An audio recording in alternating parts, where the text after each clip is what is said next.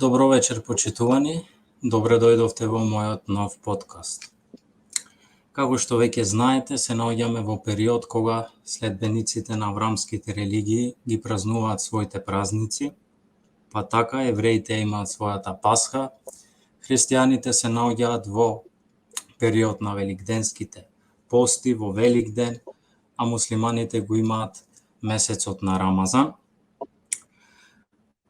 Па заради оваа причина вечерва имам чест и задоволство да ви го представам мојот специјален гостин, исламскиот теолог Амел Куртиши. Амел, ви благодарам за можноста да поразговарам. И вас ви благодарам за оваа можност која што ми ја давате и пожелувам успех во овој проект и се надам дека ќе биде еден од тие ретки проекти за жал кои што им користат на луѓето. Ви благодарам и на вас. Накратко, доколку може да ве представам. Роден во Скопје, Амел е познат професор по арапски јазик на Тетовскиот државен универзитет со богато знаење и искуство во својата област. По завршувањето на средното медицинско образование, тој продолжил да студира на Исламскиот универзитет во Медина, Саудиска Арабија, каде што бил еден од 5 најдобри студенти. Тој е и доктор од подрачјето на општествените науки од полето на социологија на религија при УКИМ. Покрај неговите импресивни академски достигнувања, Амел работел и како вероучител и референт во службата за веронаука при ИВАЗа. Амел, едно од прашањата кое тука некако логички се наметнува, како од средно медицинско или од бел мантил преминувате на теолошки факултет во Саудиска Арабија? Па тој период беше период на некои случувања кои што се случува на Блискиот Исток и да ја наречам искра која што ме приближи кон исламот беше инвазијата на Ирак во Кувајт. Од тоа време јас одеднаш почнав да се заинтересирам за таа глобална политика и еден човек кој што ми беше другар од порано, се сретнав со него случајно и го прашав што мислиш дали Садам Хусеин, тогаш беше претседател на Ирак, дали е добар муслиманин, дали е добро ова што тој го прави. И тој ми рече за ова ќе поразговараме некогаш, беше месецот на Рамазан и рече се брзам за ифтар и после ќе ти се јавам и ќе поразговараме околу оваа тема. Така да тоа беше почетната таа искра која што е привлече кон исламот и потоа полека се подлабочува во таа тема. Во исто време, студиите на медицина ми беа некако премногу, како што викаат американците и англичаните, overwhelming, нешто што премногу беше за мене, затоа што не се гледав себе во улога на лекар, затоа што се сметав дека сум премногу емотивен и премногу ги прифаќам работите емотивно, така да, а гледајќи низ праксата во средна школа, како кога одевме низ болниците, гледав дека за да бидеш успешен лекар треба да имаш една дистанца и да не се внесуваш емотивно во работата која што е. И така да решив прво да студирам психологија и во меѓувреме конкурирав и во Медина и дојде приемот во Медина и така продолжив студиите во Медина на Исламскиот универзитет. Така. Едно од прашањата кое секако сакам да ми биде во фокусот, тоа е исламот. И она што веројатно малкумина кај нас во Македонија знаат, а што сакам од вас да го слушнам директно, да ми одговорите, што е ислам и кои се основните принципи на исламот? Исламот во она глобална смисла значи, или неговата основна порака е да бидеш предан на Бога. Исламот има, значи, според правилата на исламската религија, има два значења. Има општо значење, има и посебно значење. Општото значење на исламот е дека исламот е верата на сите Божји пратеници. Сите луѓе кои што Господ ги праќал да ја достават пораката Божја до своите народи, биле муслимани. Значи му биле предани на Бога и го извршувале тоа што Господ Бог го барал од нив, односно тоа што Аллах Джелешану го барал од нив. И тие дошле со таа објава која што била наменета за тој народ, и тоа е значењето на исламот во општа смисла, значи покорност и да бидеме покорни и предадени на Аллах Джелешану и на Господ Бог. Додека посебното значење на ислам е дека исламот е религијата која што се заснова врз учењето со кое што дошол последниот Божји пратеник, а тоа е Мухамед салаллаху алейхи ве селем, Божјиот мир и спас нека се со него.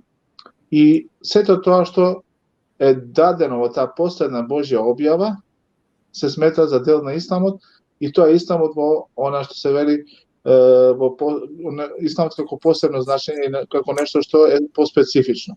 Значи општата порака на исламот да се верува во Бог, да му се биде покорен на Бог и да се следи пратеникот кој што бил пратен кај тој народ, а додека во посебна смисла е исламот е верата со која што дошол последниот Божји пратеник Мухамед салаллаху алейхи ве селем, и секој кој што слушнал за него е должен да дојде, затоа што со неговото доаѓање сите претходни верозакони, сите претходни книги се дерогирани, и значи и секој треба да го следи Мухамед алейхиссалам како последен Божји пратеник кој што е и печатот на сите Божји пратеници, и со него е доставена и последната објава.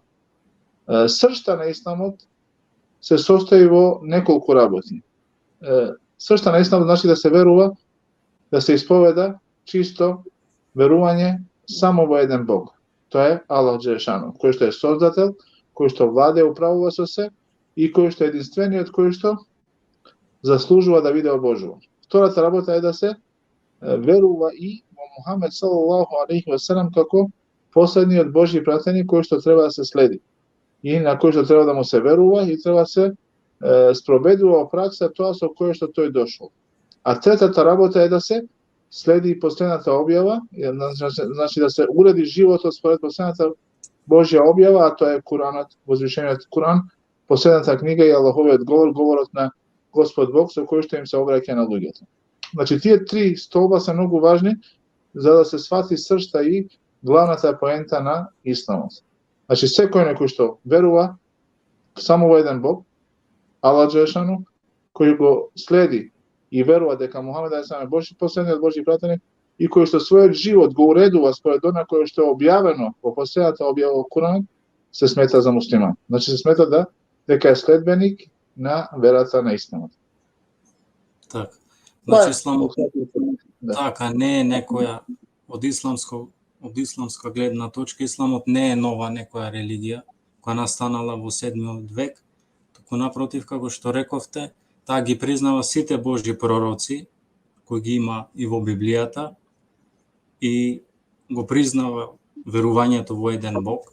Значи, така што тоа е интересно да се знае, затоа што повторно велам во Македонија мислат дека се работи за некоја нова религија, за некој друг Бог, за некој нов пророк. Затоа го потенцирав дека исламот е тоа општо значење е верата или она што го исповедале сите Божји пратеници и она кон што повикувале сите Божји пратеници, значи сите пророци кои што биле пратени пред Мухамед салаллаху алейхи ве селем. Така. Во овој месец го спомнавте и Куранот, во овој месец започнува и објавувањето на Куранот во месецот на Рамазан. Може ни нешто малце повеќе да ни кажете за значењето на месецот Рамазан во животот на муслиманите?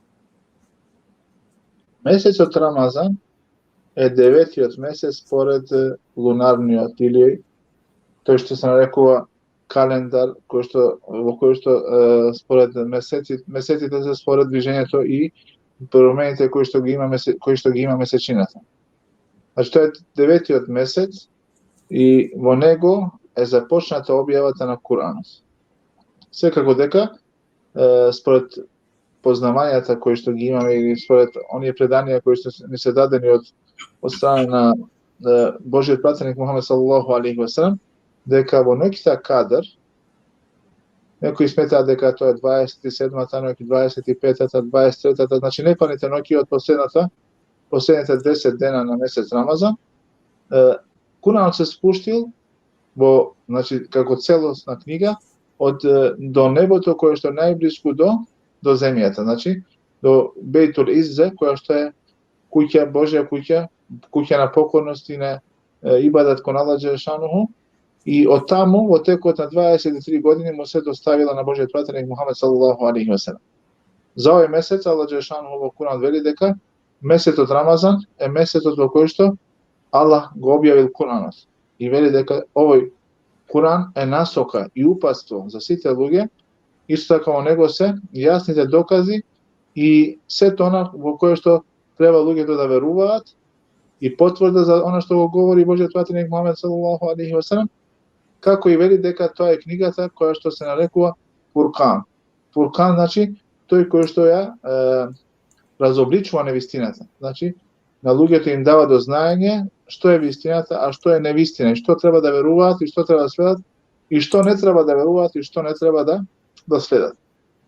Затоа во продолжение на аетот, на овој цитат од Куранот, Аллах Джелешану вели: а кој од вас ќе го доживее овој месец, нека го пости. Значи постот е една обврска, една форма на покорност кон Бога, со која што верниците го извршуваат тоа што Господ го бара од нив. Но целта на постот, во ислам, значи знаеме дека постот е да се лишиме од храна, од пијалоци, исто така и од сексуално општење во периодот помеѓу зората се до зајди сонце. Но целта не е да се остане гладен и да се остане жеден и да се испречиме на себе да ги задоволиме нашите страсти. Целта е да бидеме богобојазливи.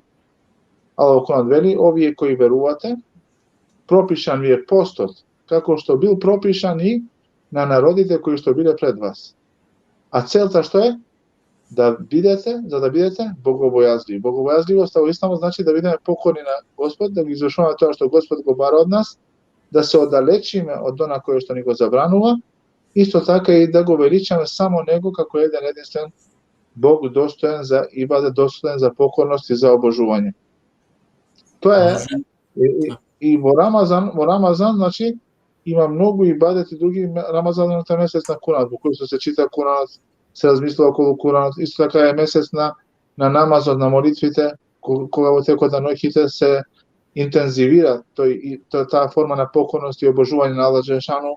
Исто така е месец на помагање, на солидарност, на семејни дружења, на зголемен интензитет на комуникација помеѓу верниците, и сето тоа има за цел тоа ниво на комуникација, на соработка, на меѓусебно помагање и меѓусебна, значи, солидарност да остане и во текот на другите месеци после Рамазан.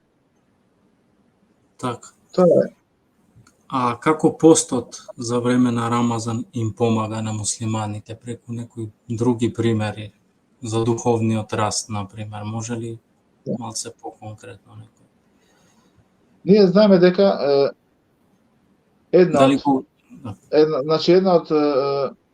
од аспектите во кој што човекот постигнува таа духовно надградување или раст е тоа што кога ние постиме, ја спроведуваме должноста која што Аллах ја бара од нас. Значи себе си се лишуваме од работи кои што ни се дозволени во одреден период на денот, и на тој начин се постигнува еден вид на како да кажем, на прилагодување или на вежбање со кое што човекот на себе си постигнува еден висок степен на самоконтрола, затоа што ти ако си подготвен да се оддалечиш од нешто што ти е дозволено, тогаш сигурно ќе бидеш уште по-подготвен и порешителен да се оддалечиш од она кое што ти е забрането во секоја ситуација.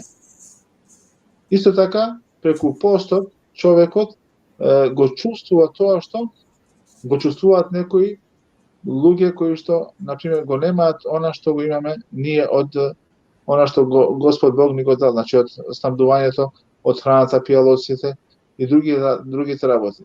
И тоа ни дава до знаење дека кога ние постиме, стануваме свесни за нивната состојба и тоа може да не мотивира да бидеме посолидарни со нив.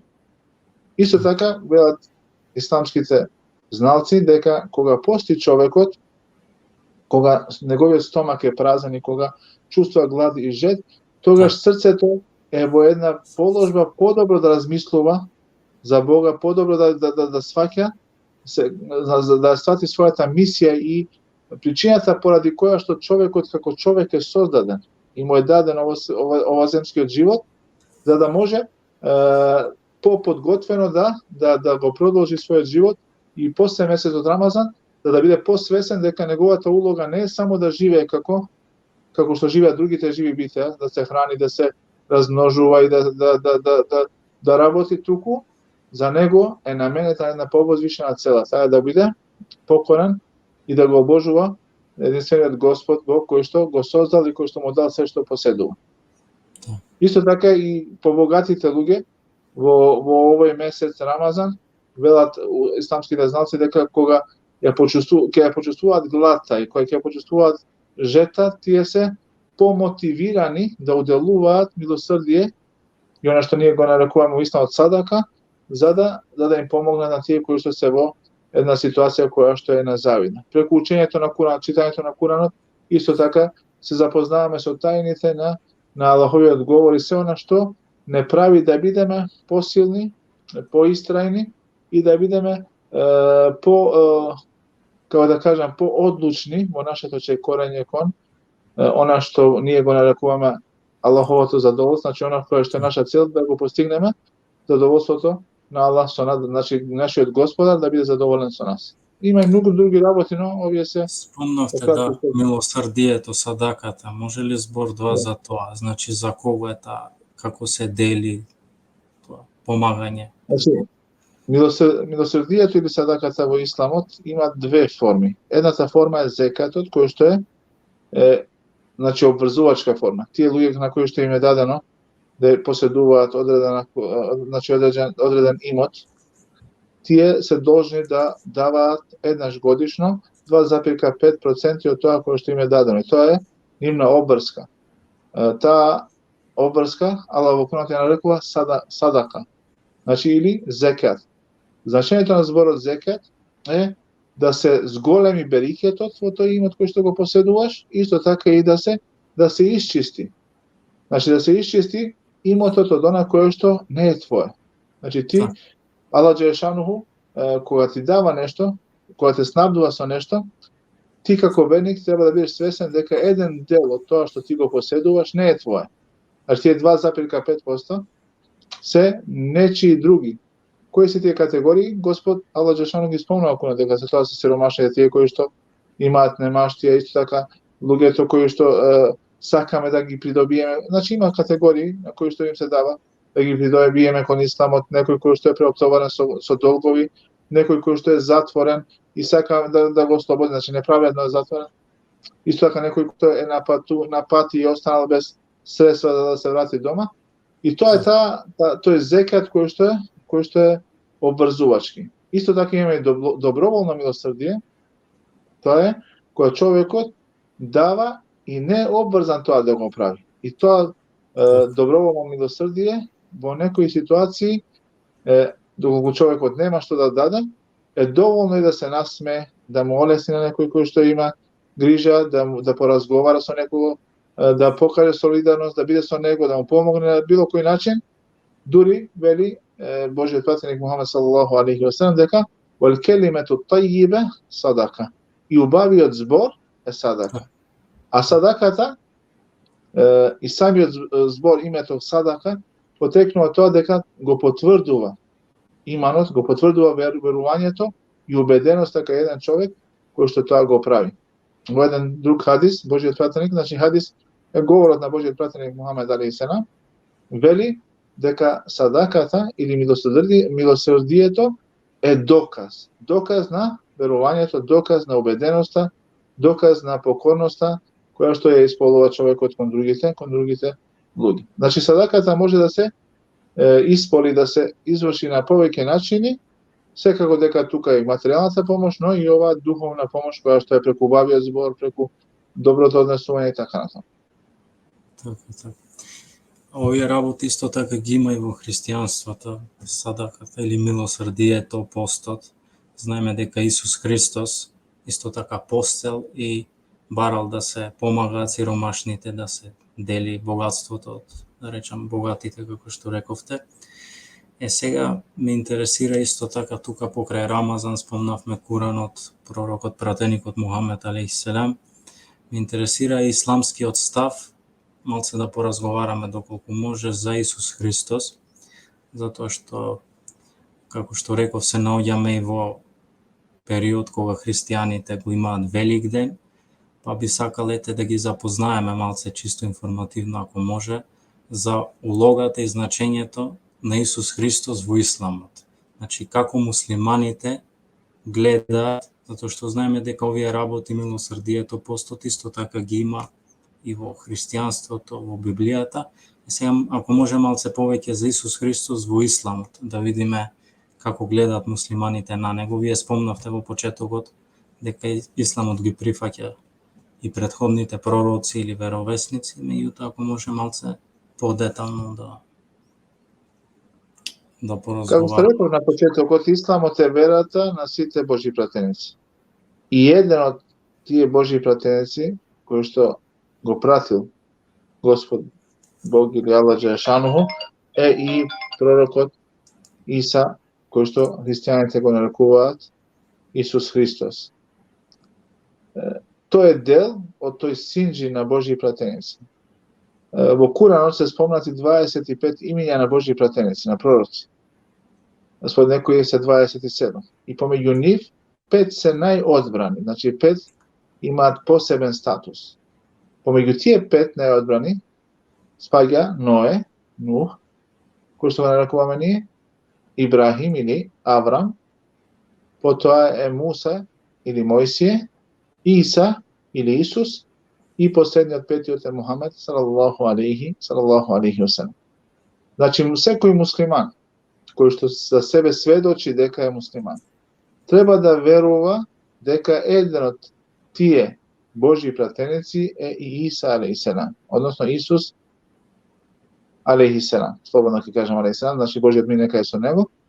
И секој од муслиман треба да верува дека на него, на Иса, му е објавена книгата која што тие нарекуваат Евангелие, додека ние муслиманите нарекуваме Инџил.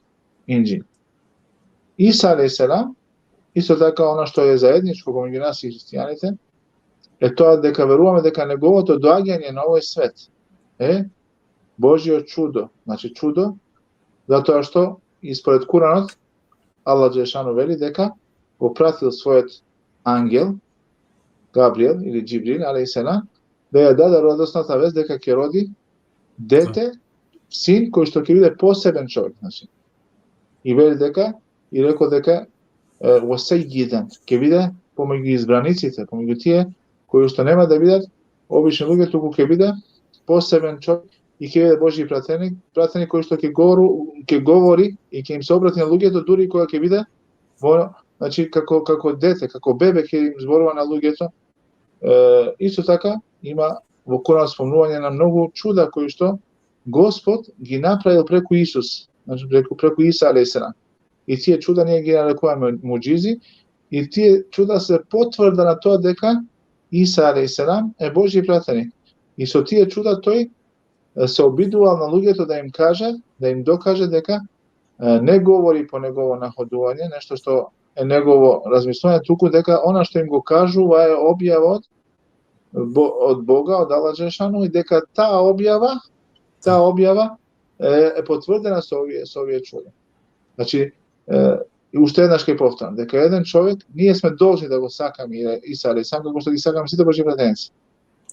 Должни сме да веруваме дека тој е Божји пратеник, должни сме да веруваме дека му е дадена книгата Инџил, дека има многу чуда, и се она што е спомнато во Куранот околу Иса алейхиселам, ние сме должни да го веруваме и да бидеме покорни на Аллах Джелешануху со тоа што велиме дека веруваме и дека Иса алейхиселам е Божји пратеник, исто така се вели дека келиметуллах, дека тој зборот Аллахов Джелешан со кој што го создал во матката на неговата мајка Марија или Мерием, И сето она што е во Исламот за Иса алейхиссалам е само позитивна. Единствена разлика која што постои помеѓу нас и христијаните е тоа што ние не сметаме дека Исус е Син Божи. Ние велиме дека тој е Божи пратеник и баш пред неколку дена излезе една книга од Печат во која се вели библиските учења кои што се оживеани во Исламот. И таму се зборува за многу работи во кои што повеќе укажуваат на тоа дека ниту еднаш Исус не рекол за себе дека е Божи син, ниту еднаш не рекол дека е Бог или дека е едно од трите, како што велат Божји лица кои што се прифатени во христијанството. Значи, околу оваа точка ние не сме согласни со христијанството затоа што тоа води кон политеизмот. А ние рековме дека Исламот е вера на чистиот монотеизам, на искреното исповедање на верување само во еден Бог, а тоа е единствениот Бог, Аллах Джелешануху, или Господ Бог, или како и да се нарекува, ние веруваме само во тој единствен Бог на сите тие, како што рековте, аврамски или небески религии кои што постојат помеѓу нас. Спомнавте дека Исламот не го прифаќа Иса или Исус Христос за Божи син и дека тоа води кон политеизам, според исламското учење. Сега кажете ми околу Великден или распнувањето на Исус Христос, како исламското гледиште околу распнувањето? Дали бил распнат на крст, дали умрел, дали воскреснал и ако нешто се случило со него? Значи, Аллах во Куранот јасно и недвосмислено ни вели дека ниту го убиле, ниту го распнале на крст, туку само така им се причинило. Овој дел од овој цитат курански, им се причинило, има две значења. Едното значење е дека Аллах Джелешануху го претворил тој човек, или тој апостол кој што го предал Исус, му го дал ликот на Иса алейхиссалам, додека Иса во исто време бил воздигнат на небото, значи бил воздигнат на небото, додека тој човек кој што го предал, Господ Бог, Аллах Джелешану го претворил, му го дал ликот и формата на телото на Исус, на Иса алейхиссалам, и потоа него го заробиле и го распнале на крст и таму така завршува таа приказна. Според една друга приказна, се вели дека на таа последна вечера Исус ги прашал своите ученици: кој од вас сака да се жртвува во името на Бога, за да утре заедно бидеме во рајот? Значи утре. Тогаш еден од неговите ученици го прифатил ова и Господ, Аллах Джелешануху, го претворил него во ликот на Иса алейхиссалам и тој, неговиот ученик бил тој кој што бил распнат и потоа Бог после неговата смрт ги обединил повторно во рајот. Како и да е, Иса алейхиссалам е спасен, значи не е распнат на крстот, Господ Бог го воздигнал него и според исламското учење пред судниот ден повторно ќе се врати на земјата, и кога ќе се врати на земјата нема веќе да биде Божји пратеник, затоа што рековме дека циклусот на Божји пратеници е завршен со Мухамед салаллаху алейхи ва селем, но ќе биде дел од тие муслиманите, значи од муслиманското општество кое што ќе живее, значи ќе се спушти во близината на Дамаск, близко кај белата минара, како што вели Божјиот пратеник Мухамед салаллаху алейхи ва селем, и потоа ќе му се придружи на Мухамед ибн Абдуллах, кој што во тоа време ќе биде водачот на муслиманите и заедно таму ќе живеат. Дури кога ќе му понуди Мухамед ибн Абдуллах на Иса алейхиссалам да биде нивен имам, да биде водач во намазот, тој тоа ќе го отфрли и ќе рече: нас ни е наредено сега да ве следиме вас, пошто вие сте сега тие кои што треба да водат со намазот и со молитвата.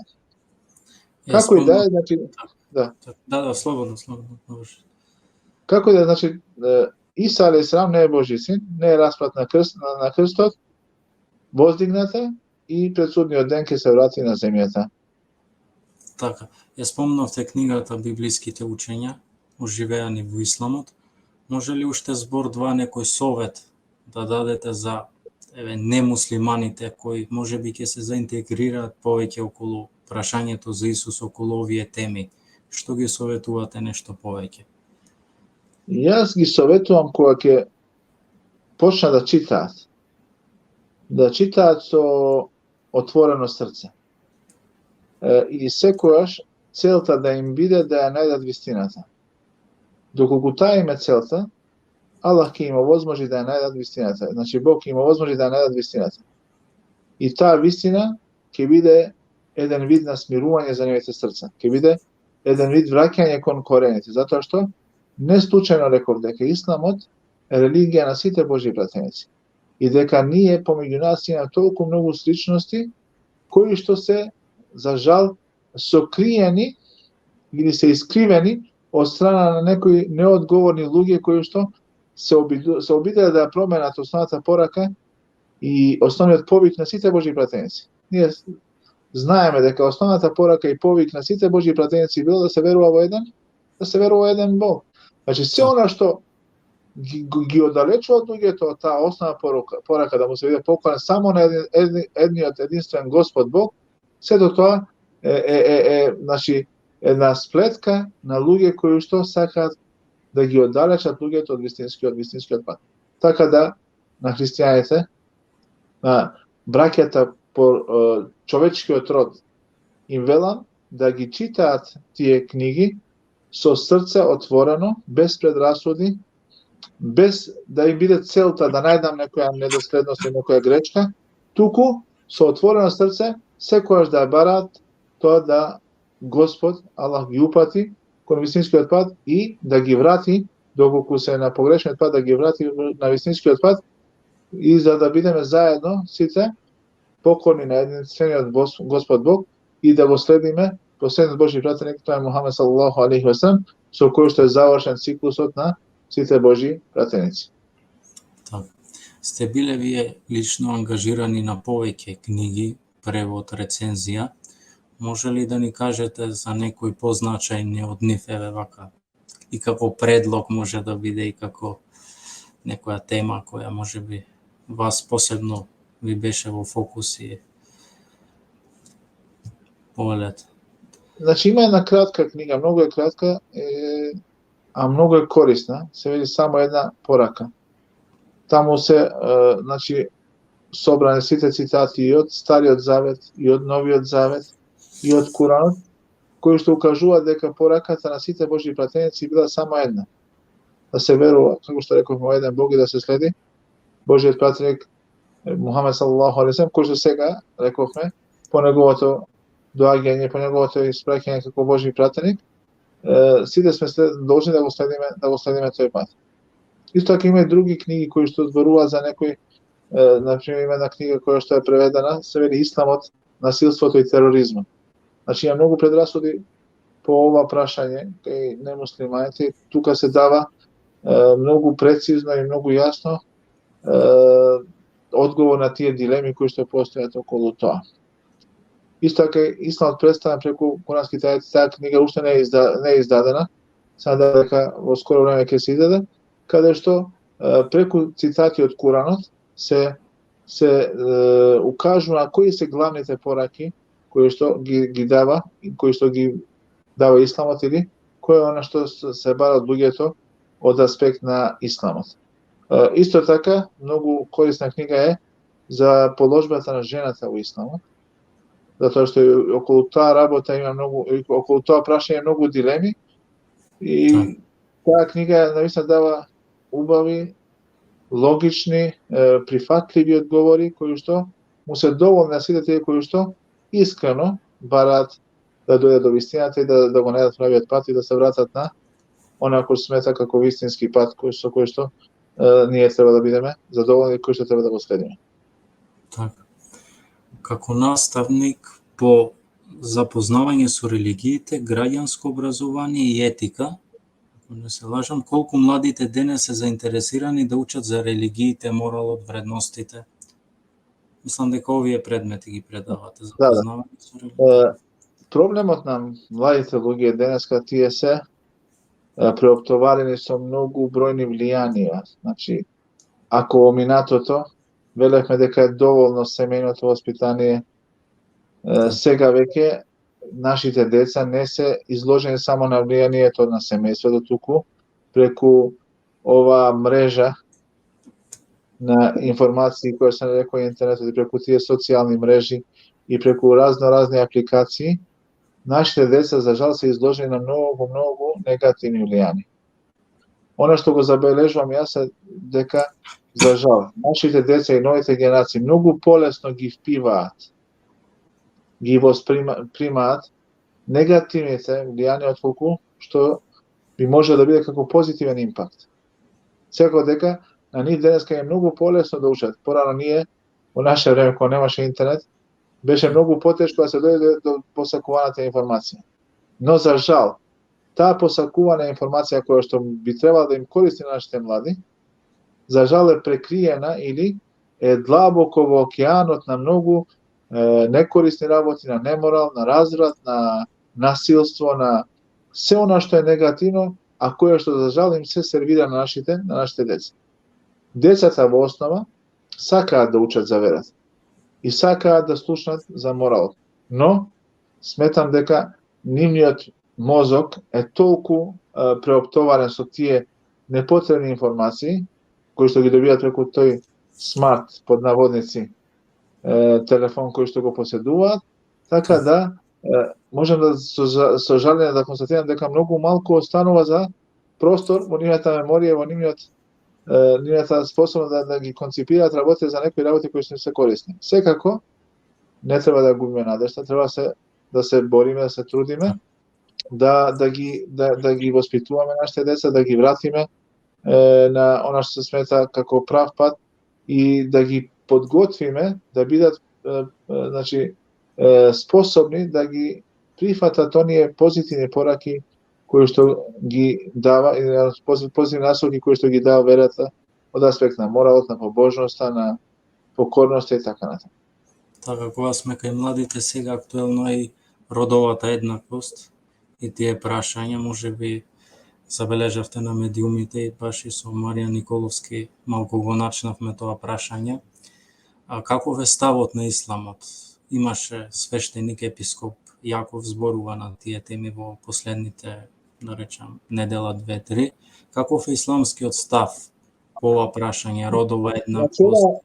Ова тема бара малце подолга емисија, но она што јас ќе кажам како основен став на исламот дека машкиот и женскиот пол се еднакви, но тука се земаат во предвид нивните различности кои што ги имаат помеѓу себе. Значи, тие се еднакви пред Бога, за исти работи, за иста покорност ќе ги добијат истите награди и ги имаат истите обврски кои што ги имаат и мажите и жените, но тука се земаат и во предвид нивните различности од аспект на некои посебни прописи кои се поврзани со жените и со мажите, но тоа е, како што реков, сакам да кажам дека тоа е една малку по-широка тема за која што би требало малце по-долго и повнимателно да се разговара, бидејќи можеме да дојдеме до недоразбирање и до погрешни сваќања, како и да е, мажите и жените, машкиот и женскиот пол, сега не знам дали ова, како би го нарекле, дали добро се изразив, тие се еднакви пред Бога, но се земаат од предвид нивните различности како ги создал Господ Бог, Аллах Джелешану во Джеле. Така, кога поставив ова прашање, зашто генерално на мејнстрим медиумите има само од Македонската православна црква кои зборуваат, па веројатно некој предпоставува дека исламот ги има горе-долу слични ставови со христијанството по ова прашање, па затоа ме интересираше зборба заради ова. Значи, родовата еднаквост е од аспект на тоа дека имаме исти обврски пред Бога и за тие исти работи, значи сме еднакво одговорни. Ако правиме гревови, така, тука има и промена на пол и некои други прашања. Тие работи се веќе една поширока тема, околу која секако дека исламот го има својот став и дека за да се искаре тој се бара малку повеќе време да се биде малку еден панел на луѓе кои што ќе дискутираат, кои што ќе бидат поподготвени за таа тема и ќе бидат во можност да го дадат она што е најдобро и најкорисно и она што е вистината поврзана со оваа тема. Имате пишувано опширно низа теми поврзано со религијата, исламофобијата, атеизмот, односот нели религија, секуларизам во Македонија, како да се придонесе за поголема актуализација на овие теми, на овие прашања за кои сега зборуваме. Некако како да е тоа само маријанство на инцидент, но кога ќе има некој закон или нешто, тогаш ќе се зборува и накрај се тука почнува, завршува и проблемот е што ние тие, како што ги наречем мејнстрим медиуми, си имаат некоја своја програма, некој свој стратешко планирање и според тоа стратешко планирање тие значи објавуваат она што е во нивен интерес. И секогаш кога ќе се случи, како што рековте вие, инцидентно нешто да се случи, тогаш се зборува она од гледиште на исламот и од гледиште на христијанството или било која друга религија. Може сега да го кажам дека навистина има теми за кои што сметам дека е добро да се разговара. Да. Например, атеизмот. Веќе како да воскреснува помеѓу луѓето и кај луѓето во таа, како се река, во таа магла на информации кои што ги застрануваат луѓето од правиот пат, се повеќе се насочуваат кон тоа што се нарекува атеизам. Секако дека ова е дел од таа една програма на тие глобални сили во процесот на глобализација кои што се обидуваат да го наметнат тоа. Кога преведував еден текст на еден познат да го наречем зналец исламски, се вика Џафер Шејх Идрис, кога зборуваше за трите главни карактеристики на западната култура која што се обидува да ја извезе во земјите каде што се уште има таа традиционална култура во која што религијата и верата има големо влијание, вели дека тие се фокусираат во три работи. Се фокусираат прво да го релативизираат верувањето во Бог и доколку е возможно да се потенцира или политеизмот, а ако е уште повозможно тогаш да се инсистира на атеизам. Значи тоа е првата работа. Втората работа вели се работи на тоа да се прошири развратот и неморалот помеѓу тие луѓе. Значи еден живот кој што не им доликува на луѓето, тој да се. И третата работа е да се да им се докаже на нив дека силата и моќта се знае каде. Значи тие кои што треба да владеат со светот сме ние. Вие сте тие кои што треба да ни служите и да ни се покоруваат.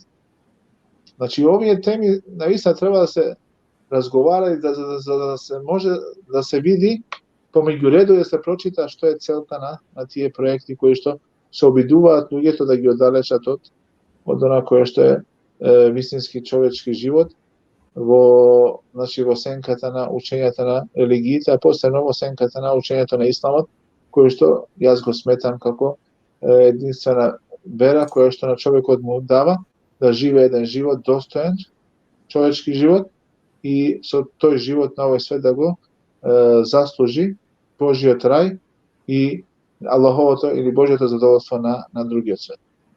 Так.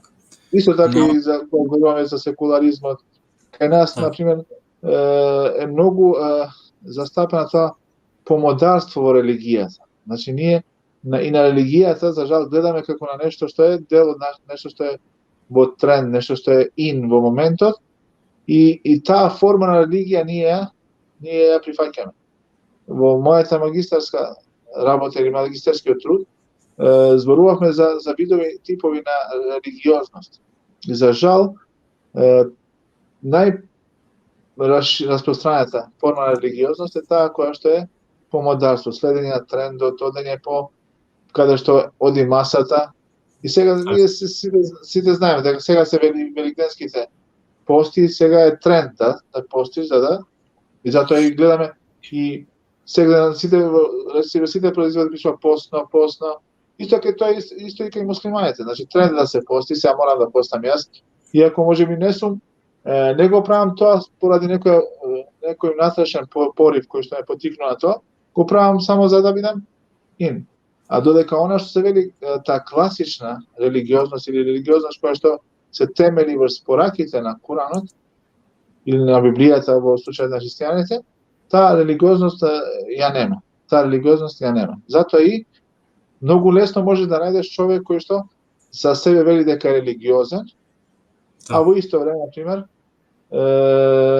игра спортска, или, например, оди во казино, или, например, му се одава на развратот и не мора, тоа за него не представува проблем да го вклопи во неговиот лайфстайл или да го наречам стил на живот.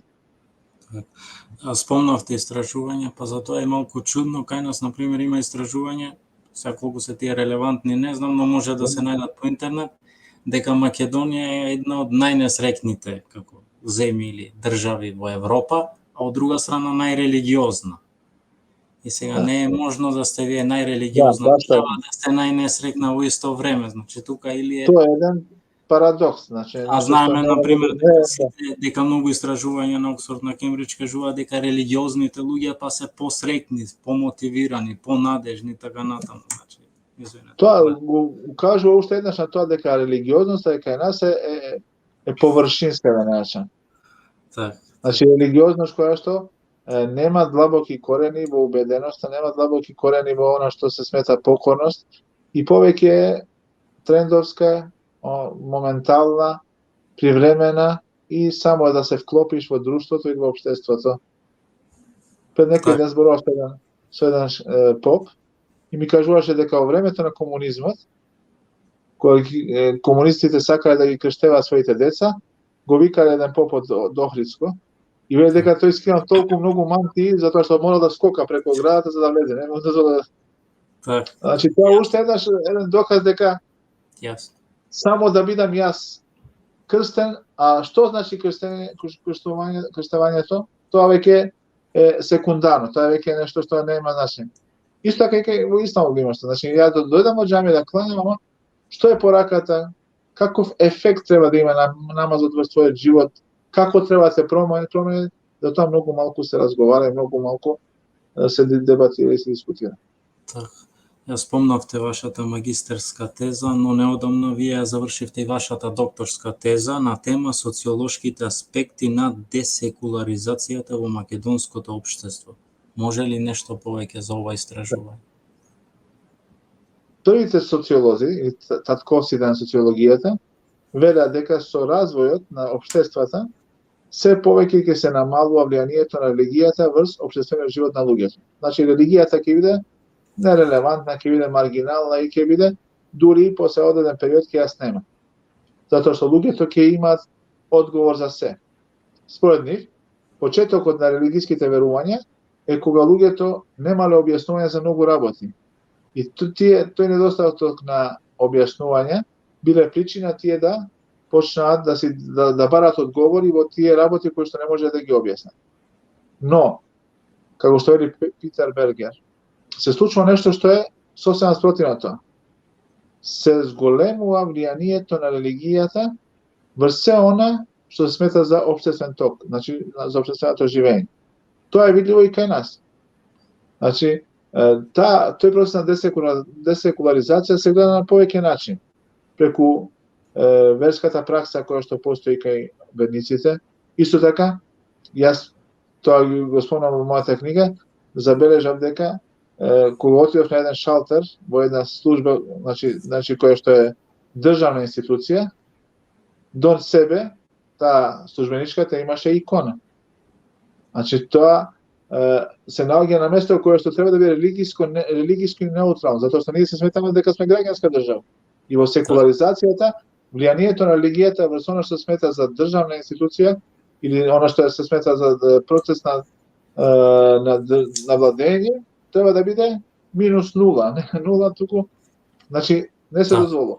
Сепак и покрај тоа гледаме дека луѓето зборуваат, например на своето работно место за постот, некои дури бараат пауза да отидат на молитва или и така натаму. Значи, ние можеме да кажеме дека декларативно македонското општество е секуларно, но практично гледано тоа не е секуларно, затоа што луѓето кога одат на работа во тие институции државни, секој со себе ги носи своите убедувања, своите верувања. И невозможно е тие убедувања да немаат влијание врз некоја негова одлука, врз некоја негова работа која што прави. Затоа, она што го видов дека има враќање, но исто така сакам да го потенцирам и ова дека во последно време е тоа што се нарекува трендовска религиозност, која што е религиозност која што луѓето како да си ја прават, ја кројат според своите потреби, своите интереси и е далеку од таа, како да наречам, конзервативна или класична религиозност, како што било во минатото. Например, кога за црквата се прашувала за се што се однесува и таа била таа која што го поставувала кралот на држава и така натаму. Секако дека во тој аспект не е секуларноста нарушена, но луѓето со своите убедувања, своите верувања, значи има луѓе кои што веруваат во некоја зен идеологија, или например будизмот или ова јога што се обидуваат луѓето да го промовираат и да биде да стане изборен предмет за некои наши ученици, се дека тоа е една видна идеологија. Тие не ја сметаат за идеологија, ја сметаат за, како да кажем, техники на медитација и така натаму, но факт е дека сето тоа има една идеолошка позадина и таа идеолошка позадина е често пати религиозна. Например, шамијата во школите исто така беше актуелно во Кочанско.